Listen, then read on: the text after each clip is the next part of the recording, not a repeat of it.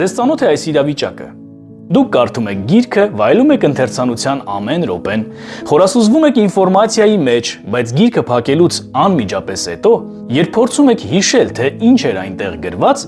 բացահայտում եք, որ ձեր ուղեղում մնացել է միայն գրքի վերնագիրը եւ հեղինակի անունը։ Սա երբեմն հիասթափեցնում է եւ դուք ընթերցանությունը համարում եք անտեղի ժամանակի կորուստ։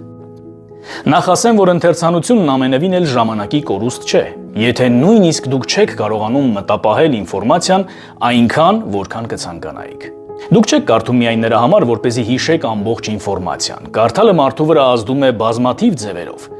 մտավոր, հոգեբանական եւ նույնիսկ ֆիզիկական մակարդակներում։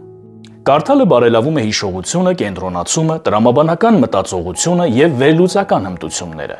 Այն օգնում է նաեւ ընդլայնել բառապաշարը եւ արտահայտման ձևերը։ Գրքերը կարող են փոխել մարդու աշխարհայացքը, խորացնել կարեկցանքը, օգնել հաղթահարել ստրեսը կամ հասկանալ սեփական զգացմունքները։